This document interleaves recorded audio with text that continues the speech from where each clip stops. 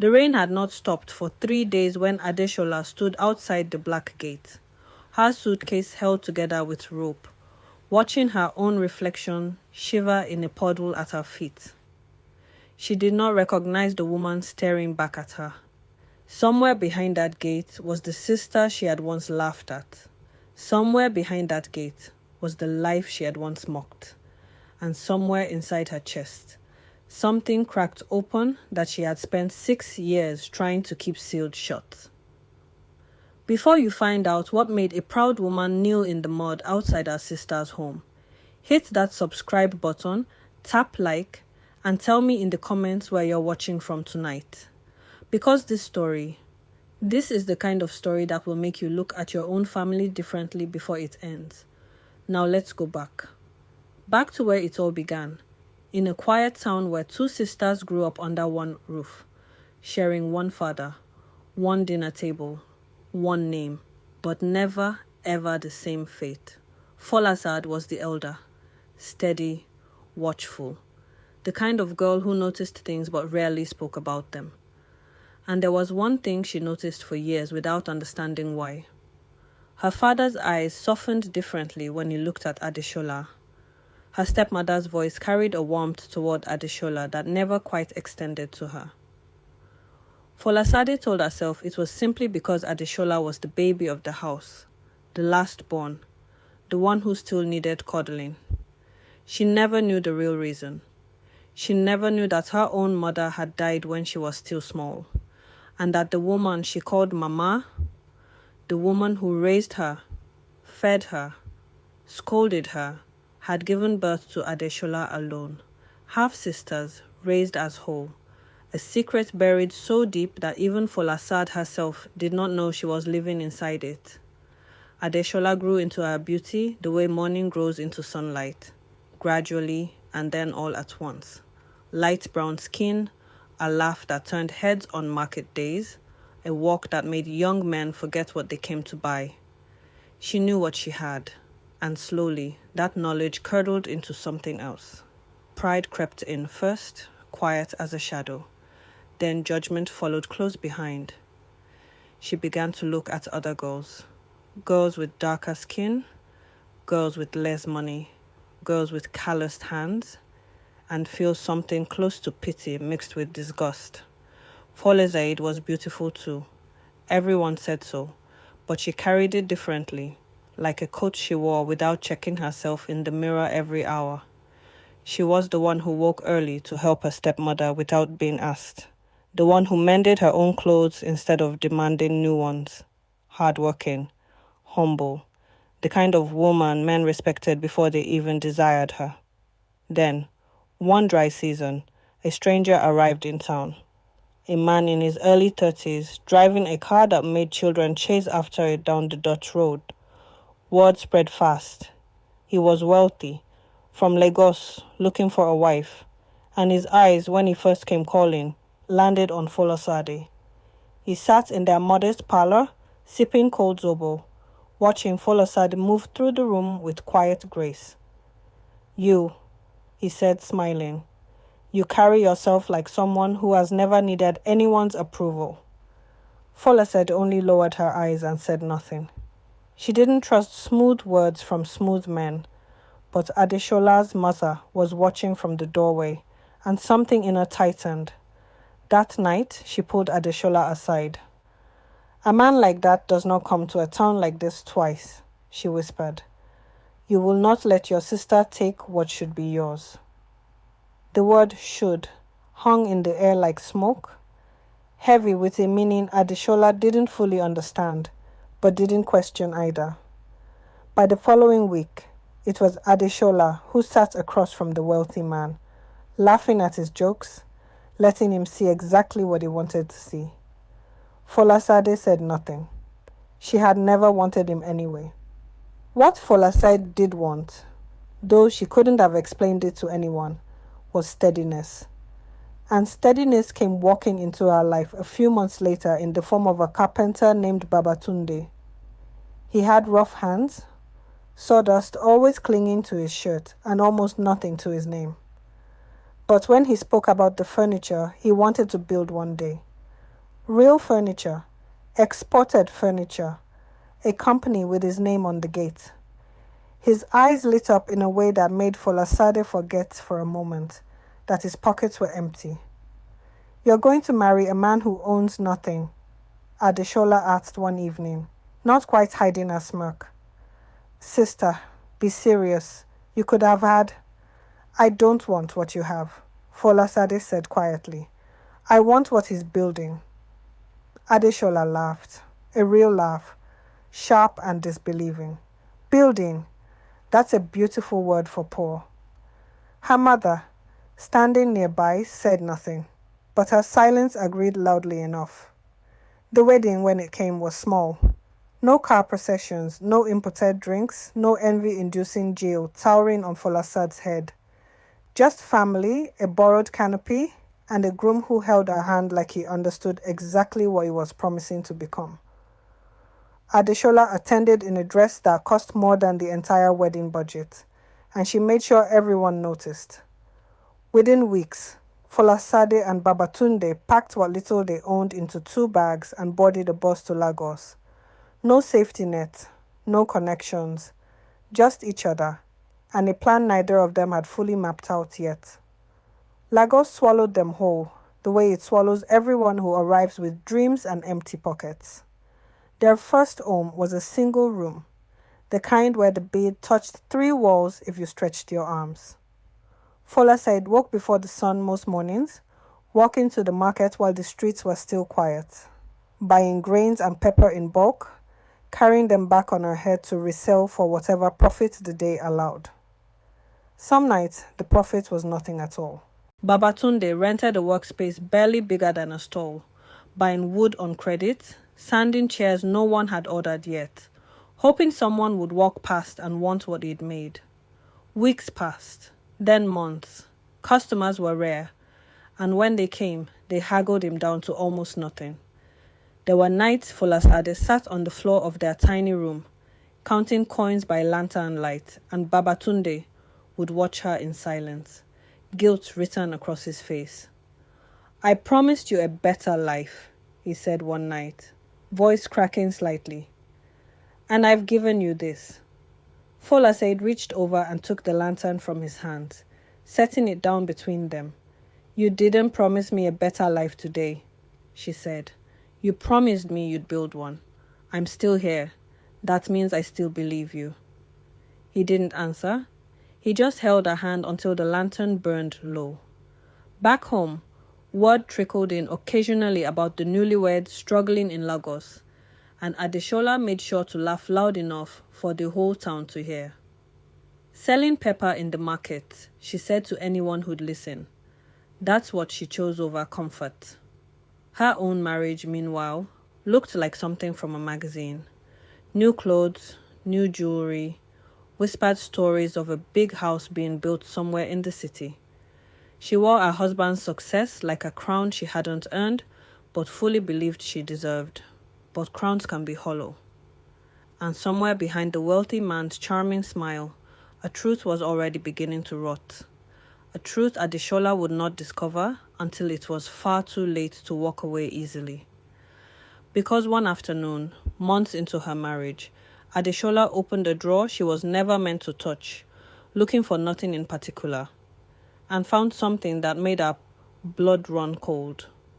Inside the drawer were papers, property documents, bank letters, contracts, all bearing names she didn't recognize, all stamped with dates that didn't match the stories her husband had told her. A loan default notice, a letter from a lawyer threatening legal action over misrepresented business dealings.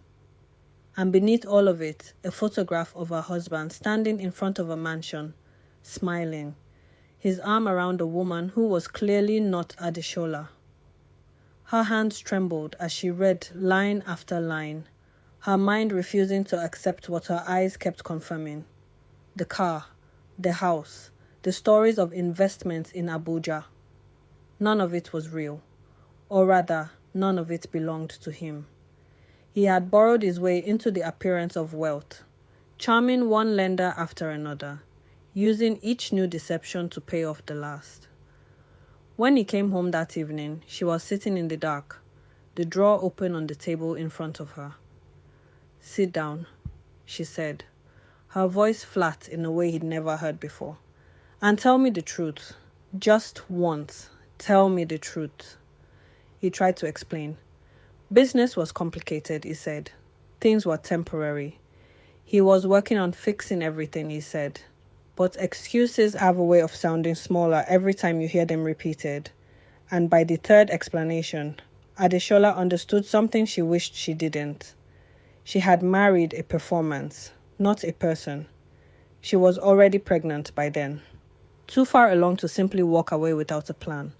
Too proud to admit to her family that the marriage everyone envied was built on borrowed furniture and borrowed lies. So she stayed.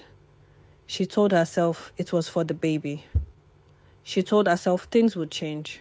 She told herself a lot of things over the following years, the way people do when living feels more frightening than staying.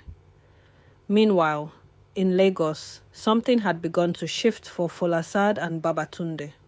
Quietly at first, the way real change often does. Without fanfare, without warning. A man came to Babatunde's small workshop one afternoon, running his hand along the edge of a chair Babatunde had carved from leftover wood. "Who taught you to work like this?" the man asked, genuinely surprised. Babatunde, wiping sawdust from his hands, simply said, "Nobody. I just refused to make anything I wasn't proud of." The man turned out to be a contractor, working on a government schools project. Desks, chairs, cabinets needed for dozens of classrooms.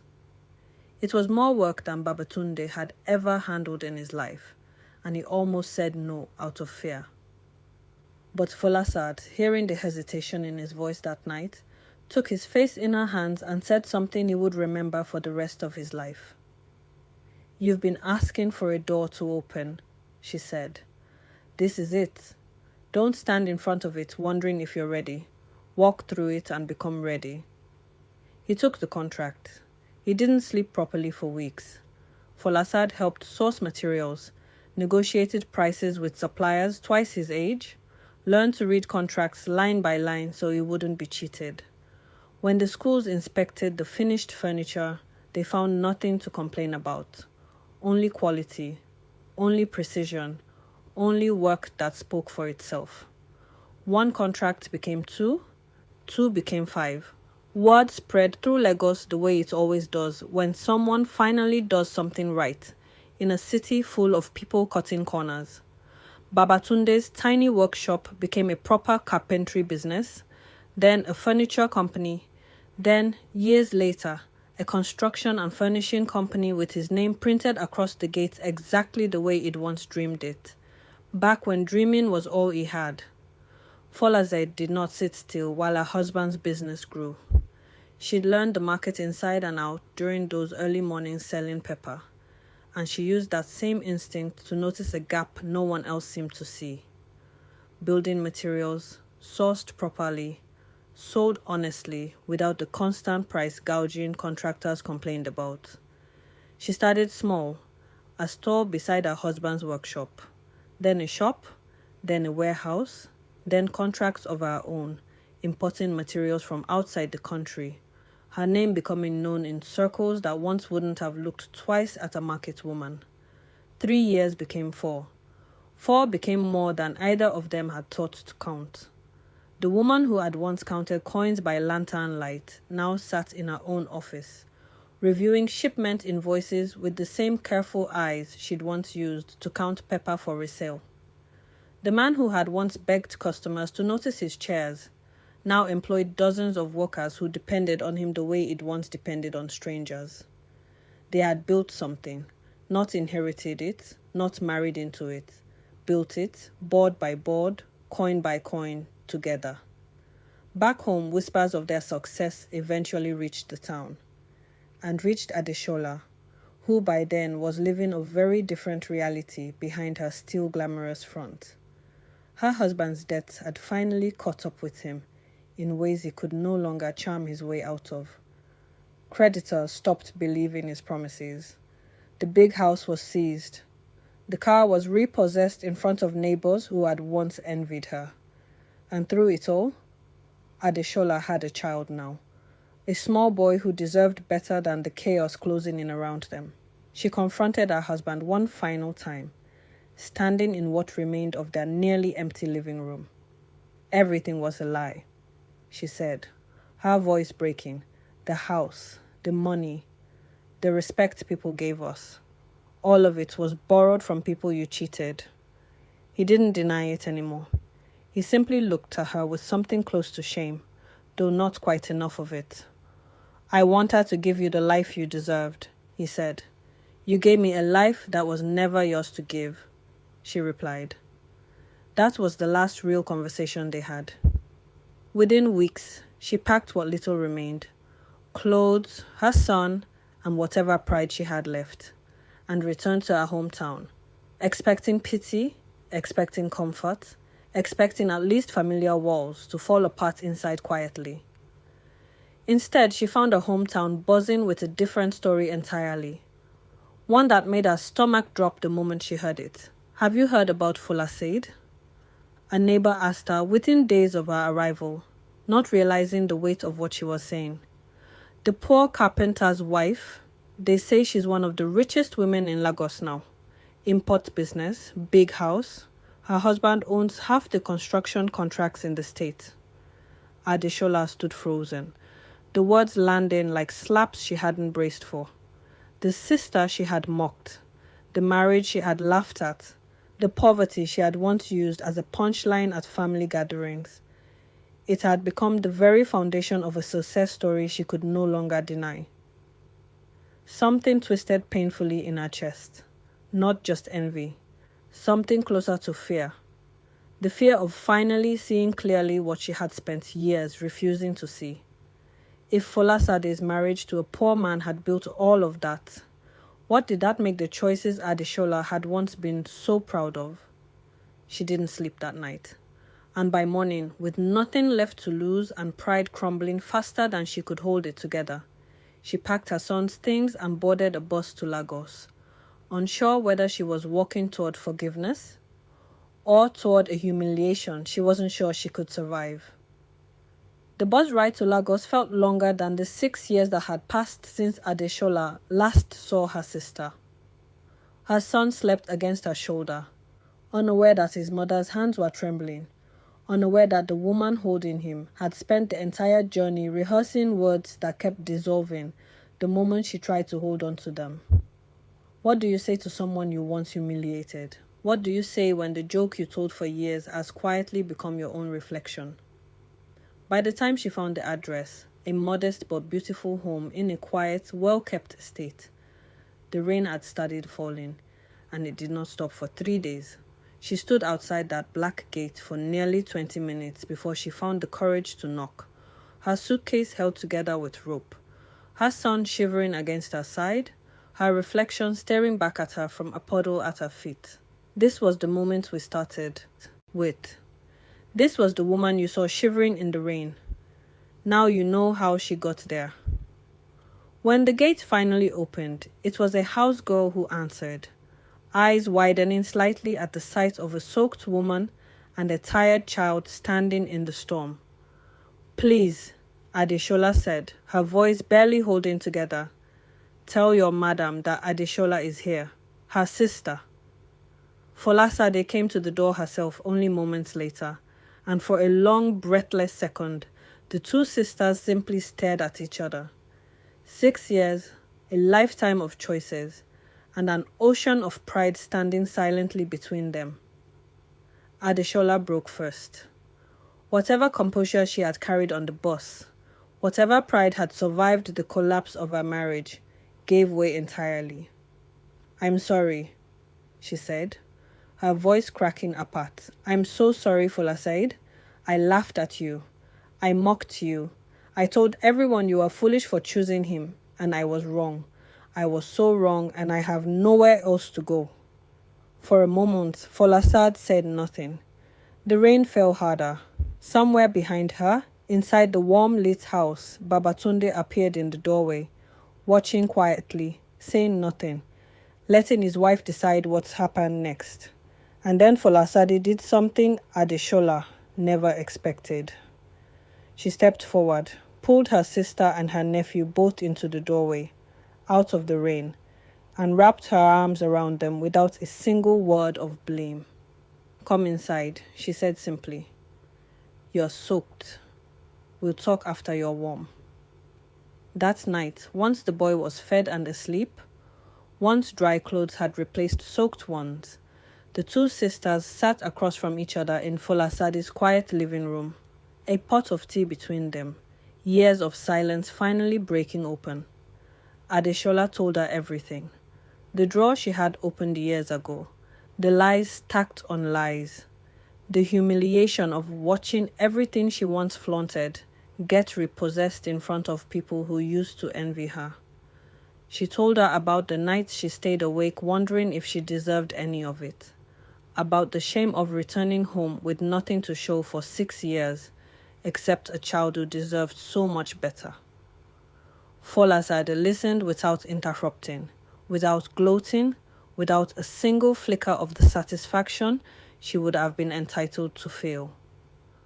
When Adeshola finally finished, tears streaming freely now, she looked up and asked the question that had been eating at her since she boarded that bus. "How did you do it? How did you build all this from nothing?" Folasade was quiet for a moment, choosing her words carefully, the way she chose everything. "I was never lucky," she finally said. "I simply chose to build with someone who was willing to build with me. Babatunde didn't come to me with money. He came to me with hands willing to work and a vision he refused to let go of. I didn't marry what he had. I married what he was becoming. And I decided to become something too, instead of waiting for him to hand me a finished life." Adeshola lowered her eyes. "I married a man who was already finished pretending before I even said yes. I just couldn't see it."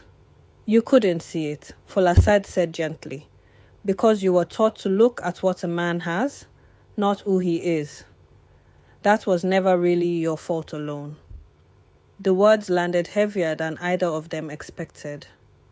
An old wound, an old truth, finally spoken aloud without anger behind it. What Folasade did next surprised Adeshola even more than the embrace at the gate. She didn't offer to simply hand her money and let her disappear into comfort again. Instead, over the following weeks, she sat her sister down and taught her how to source products honestly, how to start small without pride getting in the way, how to read a contract, how to save before spending, how to build slowly instead of borrowing the appearance of success the way her husband once had. It wasn't easy. Adeshola stumbled more than once, her old instincts toward shortcuts and appearances creeping back in occasionally. But slowly, with Folasade's patient correction and her own painful humility, she began building something small but entirely her own. A modest trading business that, for the first time in her adult life, didn't depend on anyone else's fabricated wealth.